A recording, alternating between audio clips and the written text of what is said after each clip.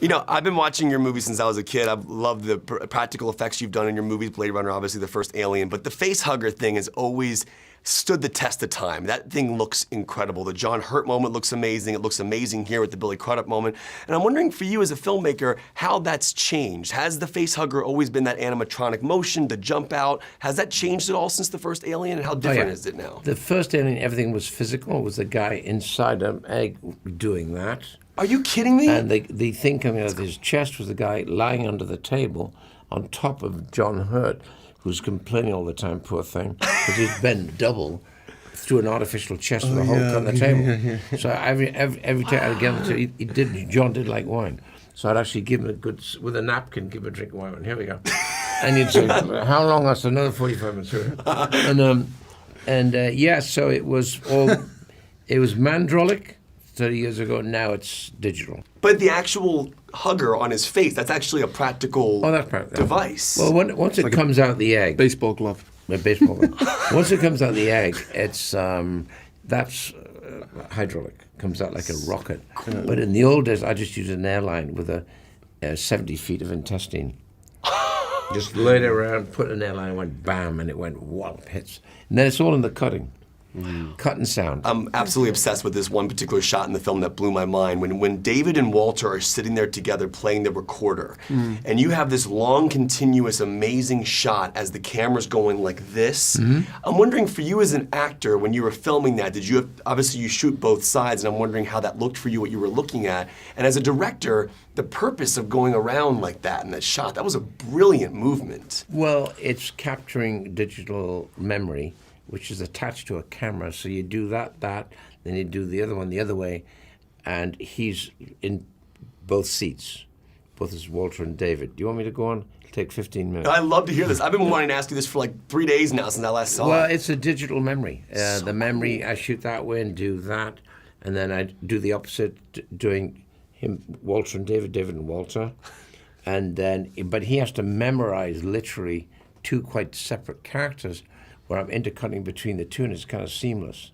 On the other hand, you know, we had a very good stand-in who was an actor, whose memory for your movements was quite excellent. Good, yeah. Yeah, we just had to be really precise in the blocking. Yeah. But it was cool. At the beginning of the day, David was like, Ridley was like, do you want to start with David or Walter today? Yeah. Interesting. And that was the thing, and then we kickstart. Which one was easier to start with? I think I said, I don't know which setup's going to be easier for you guys. It didn't really matter. And, you know, as well, Darius is fantastic, isn't he? The DP that Ridley's been using for quite a while now. And, you know, he manages to also let us move fast as we can.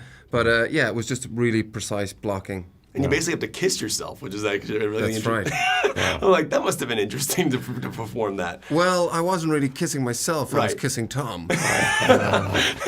One of my favorite things about your character, and I was looking at a lot of different AI characters over the years, is that there's this beautiful balance of like finding that line where you don't cross into full humanity, but you have to kind of keep it straddled there.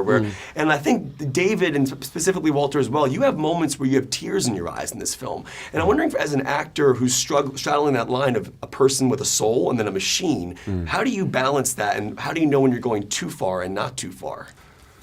Well, he's there to help with that. I mean, David is actually human. David's is a created android, whatever you want to call him, but he's as human, except he's got much more intelligence. So he has the emotions. That's the problem about creating it. The whole point of the prologue is to show how dangerous it can get in 4.5 minutes, because he has emotion. And he says, pour the tea, and he does that. It's like, you pour your own bloody tea. You're right next to it. That's weird. Yes. So the ego is revealed there immediately. Yeah. But also, you know, he hasn't had maintenance for 10 years, so those human characteristics and emotions are kind of running a little haywire. Can I ask you how you found the different accents, or the different voices for Walter and David? Always had David's from Prometheus. It was the Peter O'Toole, Lawrence of Arabia. Yep. That's where we went from there. And then Walter, we just thought we'd make him more American, and then sort of found sort of intonations from Leonard Nimoy and Gary Newman was there, but not for the voice, but for the physicality. Nimoy, interesting. Yeah. That's cool. It's good seeing you guys. Thank you for letting me nerd out about that John Hurt moment. That was so cool, man. It was really good to see you. Congratulations to you guys. The scene's in the trailer, so I'm really interested in how this was done because it really is a huge moment in the film. I won't say where it is specifically, but you're hanging off that ship on that wire, which is super cool. And I'm happy it was in the trailer because it was like a really intriguing moment. And I'm wondering for you as an actress, when you're shooting that, are you really hanging off of something? I know there's obviously computer effects happening there, but what does it look like for you when you shoot that? It's actually pretty much how it looks. Really? I mean, there were green screens around us to, put the, sideways mountain we were careening into and stuff in place later. But that they built that whole amazing ship and a great rig to set it on so it could tilt and swing around and throw me off the side. And always when there's practical things, it's so much more fun that way because you can really, you don't have to act so much. You can just feel it, That's awesome. That was really, really, really fun to shoot. The coolest shot was when it's coming close to the ground, you walk a little bit. That was awesome. Dude, that's my favorite. That was my favorite stunt. It's a great stunt. Yeah, that was, they have these previs things that to show you sort of what the plan is and how the whole thing will cut together and look. And when I saw that they were going to incorporate that little that moment, I saw the little cartoon version of myself hit the ground and run those few steps, and I was like, I can't wait to do that. That was sick. I was so nervous that it somehow wouldn't end up in the final cut, and I was thrilled that it was there. That was cool. It was really fun. Now I was reading this story, and I'm sure you've been asked this a lot about the hair, but obviously you were working on Fantastic Beasts. You saw Ezra Miller's hair, and you were trying on the wig or whatever. But I'm actually genuinely curious how the pitch went to Ridley. How did you call him? Did you text him? Did you do it in person? How did that work? Well, it was at the end of Fantastic Beasts, and I saw they had made some wigs of Ezra's hair, in case we had to do pickups later or something, and his hair had changed. And I said, can I just try that on? It was the end of the day, and I was in the makeup trailer, and I took some pictures. Really, initially, just for myself to see, what I never had short hair, just to see what it looked like, and then.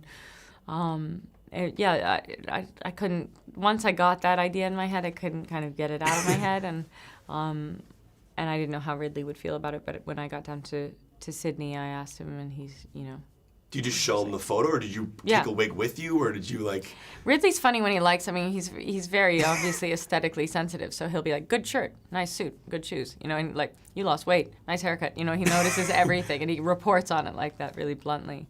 And he said, "Oh, good haircut," when he saw me in the wig. So, That's that was kind of all. That was the extent of the discussion. No, that's cool. I was just He's curious. an efficient man. Yeah.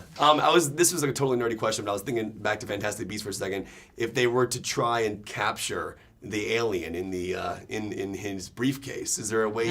Because Eddie would dance a little bit for some of the monsters. Could you see a way that maybe of capturing the alien somehow? Well, there was that moment, right, in the film where. I don't want to give anything away, but where someone sort of hoarse whispers the alien. So I suppose it is possible.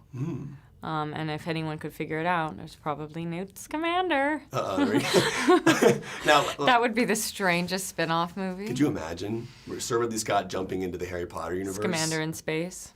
I'm all in for that. I mean, I would pay good money to watch that on screen in IMAX 3D. I want to see that. But before I let you go, I love the idea of how Ridley's practical effects have changed over the years, and he's done so much practically with this film as well, as you mentioned with the ship scene when you're hanging off. I'm wondering, when you see these aliens on set, how much of it is animatronic? How much of it is it a person in a suit? I mean, do you actually get to experience the animatronics working in front of you like that? How does that look for you? Yeah, it's a real mixture. But, sometimes the most terrifying thing is just someone that they've asked to run after me, And it doesn't, you've got this vision in your head of what it is. And just the sensation alone of being chased could be just as kind of disturbing and terrifying as some of the amazing visuals that they provided for us. It was awesome. You did a wonderful job. Thank you Thanks. so much. It was wonderful Great to meet you. to see you. Walk. Yeah. I'm actually super interested in the little things that characters do. There's a moment when we first see you walking in the wheat field and you have a cigar. And I'm wondering, is that something that you choose to do? Does Ridley say in the script he has a cigar in this scene? 'Cause I always think about what the past of these characters are, where he's coming from. Is that something you think about? I thought about it at some point, and then I asked my prop beautiful people that helped us greatly. Could you get me a cigar, please? Are you smoking? And I said, I still don't know. And so they got me a cigar, and in one of the rehearsals, I just lit it up. And I had it with me. And then Ridley was moving some people here, and then he went like, and I thought, oh, fuck, okay, I'm done. And then he said, oh, that smells good. I said, yeah, right? Are you going to have it? If you want to. Sure. That's really cool. So that was that. Just that's how it ended up in the movie. So that was that. And I've always been following Ridley's career in regards to like how he's done practical and then obviously incorporating CGI into his work. But the beauty of these alien films is that there's still so much practically happening on set. And I'm wondering, when you're seeing these aliens, I know there's a bunch of different ones. What are you physically seeing? Is a lot of it the animatronics? Is a lot of it someone in a suit? What are you guys seeing most of the time? Well, there's always a person there, whether or not they had like a motion capture outfit on or not, or an actual alien costume. You know, there was like a 6'8" guy who was a contortionist who had these really long limbs, and they extended them by putting little hands on him. He had this big ass mask.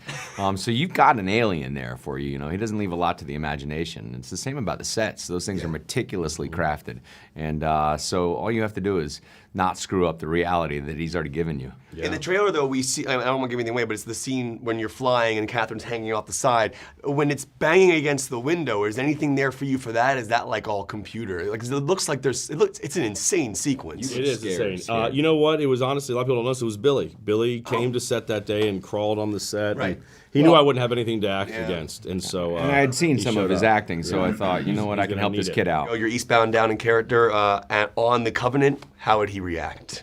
I don't know if he'd pass the physical to even get there in the first place. Yeah. This needs to happen. Yeah. Someone call Sir Ridley Scott. I'll tell him he's across the hall. Hey, good seeing you guys. Thank you so much for the